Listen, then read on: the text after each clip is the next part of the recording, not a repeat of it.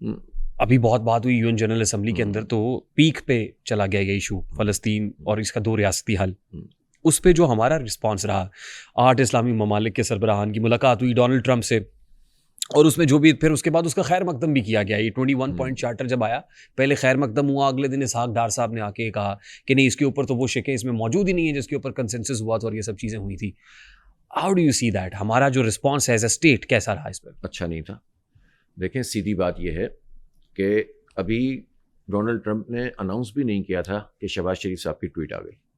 اور وہ ٹویٹ کیا تھی؟ وہ تو ایک خوش آمدانہ لہجہ تھا اور اس کی تعریفیں ہو رہی ہیں. پہلے ہی نوبل اس کے لیے پرائز کے لیے اناؤنس کر چکے ہیں کہ ہم سپورٹ کریں گے. تو یہ کوئی اچھی بات نہیں ہے، یہ قومی وقار کے خلاف ہے کہ آپ اس طرح سے کسی ایسے مملکت کے صدر سے کہ جس کی اپنی کریڈیبلٹی اس وقت دنیا میں کچھ نہیں ہے، خود جو ہے وہ یعنی اس نوبل پرائز کی بات تو یہ ہے کہ یہ واشنگٹن پوسٹ میں آئی یہ بات، 76% امریکنز نے کہا کہ اس کو نوبل پرائز نہیں ملنا چاہیے.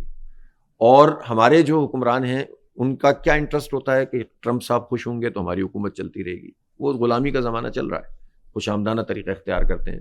بہت غلط کیا. جن 8 ملکوں نے ان سے ملاقات کی اور اس کے بعد ایک اعلامیہ جاری کیا، اس اعلامیہ میں اور ٹرمپ کے اعلان کردہ امن منصوبے میں زمین آسمان کا فرق ہے. اس لیے کہ اس اعلامیہ میں تو ریاست کی بات کی گئی تھی فلسطین کی، اس میں کوئی بات نہیں کی گئی.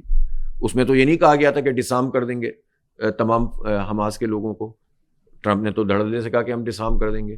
صرف ایک چیز ہے جس کا ٹائم فریم دیا ہوا ہے کہ اسرائیلی قیدی 72 گھنٹے میں ریلیز ہو جائیں گے، لیکن فلسطینی قیدی کتنے گھنٹے میں ریلیز ہوں گے، کتنے دنوں میں، یہ نہیں لکھا ہوا. افواج کتنے دن میں نکلیں گی وہاں سے، وہ نہیں لکھا ہوا. ایک انٹرنیشنل فورس کی بات کی گئی ہے جس کو لیڈ کریں گے جناب صاحب بہادر ڈونلڈ ٹرمپ، اور جس کے لیے شاید کوئی ایک وائسرائے ٹائپ کا ٹونی بلیئر کو لایا جائے گا. اس ٹونی بلیئر کو دیکھیں، ٹونی بلیئر کے لیے خود ویسٹ میں کیا ہوا تھا جب اس نے جھوٹ بولا تھا عراق میں بش کے ساتھ مل کر، تو خود لندن میں اور امریکہ میں جو مظاہرے کیے گئے تھے اس میں اس کو وار کرمنل بھی کہا گیا تھا. اور بش کے ہاتھ میں رسی ہوتی تھی اور اس کو کتے کا ایک چھوٹا وہ جو پٹا ہے وہ بنایا ہوا تھا. تو اس طرح سے ویسٹ والے اس کو دیکھ رہے تھے کہ اس کی یہ حیثیت ہے. اب اس ٹونی بلیئر کو جو بوڑھا ہو گیا اس کو لا کر بٹھانے کا مطلب کیا ہے کہ آپ نو آبادیاتی دور یعنی کلونیلزم جو پہلے چلتا تھا، کالونیز بنتی تھیں، تو آپ وہ دوبارہ لانا چاہتے ہیں پوری دنیا میں. آپ اس طرح سے چلائیں گے ان لوگوں کو جن کی زمین پہ آلریڈی قبضہ ہوا تھا، جن کو 66,000 لوگوں کو قتل کر دیا، جن میں 70% بچے اور عورتیں، اور جن کے اوپر آپ نے بھوک کو جو ہے وہ مسلط کیا ہوا ہے، آپ نے محاصرہ کیا ہوا ہے.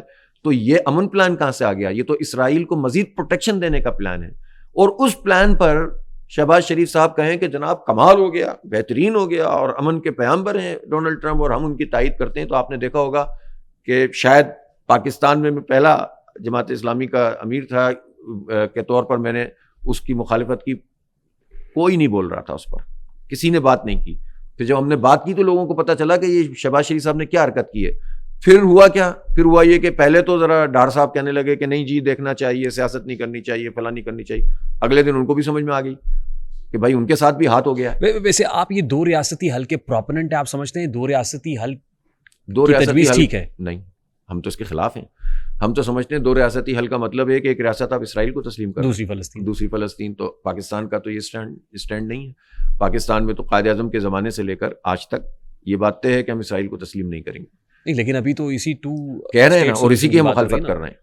اور ہم یہ سمجھانا چاہتے ہیں. میں نے آل پارٹیز کانفرنس بھی جب پچھلے سال ہوئی تھی تو جب انہوں نے اعلامیہ میں بات لکھی میں نے نکلوا دیا تھا اس کو، اور میں نے کہا تھا کہ اگر آپ نہیں لکھیں گے، اگر نہیں نکالیں گے تو میں واک آؤٹ کر جاؤں گا، یا میرا نوٹ لکھیں آپ. اس لیے کہ ہم نہیں مانتے 2 ریاست کو، ہم ایک ریاست کو مانتے ہیں.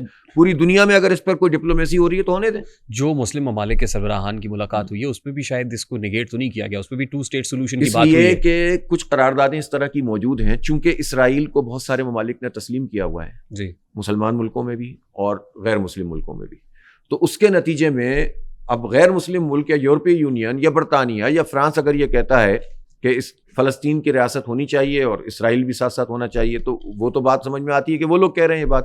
لیکن وہ ملک جس کی یہ اسٹیٹ پالیسی ہے اور بانی پاکستان کی پالیسی ہے کہ ہم تسلیم نہیں کریں گے، جو ہم اس کو قابض سمجھتے ہیں، ہم اسرائیل کو اسرائیلی سمجھتے ہیں، مقبوضہ فلسطین سمجھتے ہیں. تو اگر پاکستان اسرائیل کو تسلیم کر لیتا ہے تو جماعت اسلامی کا رسپانس کیا ہوگا؟ جماعت اسلامی کا رسپانس وہ ہوگا جو پاکستان کے 25 کروڑ لوگوں کا رسپانس ہوگا، اور انشاءاللہ تعالیٰ پھر چھٹی ہوگی ان سب کی. ان کو پتہ نہیں، میں آپ کو صحیح بات بتاؤں، ان کو کوئی لفٹر ملے گا کہ نہیں ملے گا جو کھینچ کے ہیلی کاپٹر میں بٹھائے.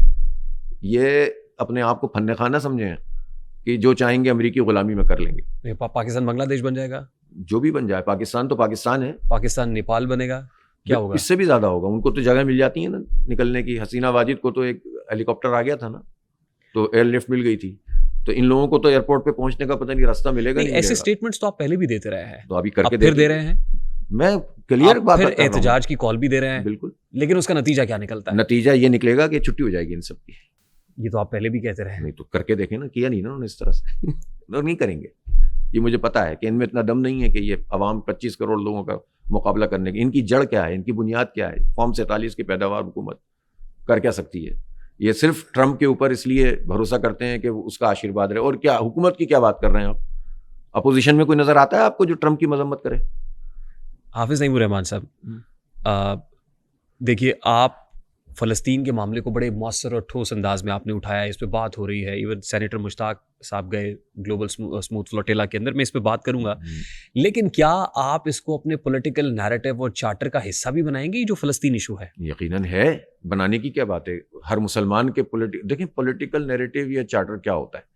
کسی کے نزدیک پولیٹکس جو ہے نا مفادات کی بات ہو سکتی ہے, پارٹی پولیٹکس ہو سکتی ہے, خاندان کی پولیٹکس ہو سکتی ہے کہ بھئی ہم سیاست کے نتیجے میں خاندان کو فائدہ پہنچائیں, اپنے بینک بیلنس کو بڑھائیں, اپنی جاگیر کو بڑھائیں, اپنے سرمایہ کو بڑھائیں.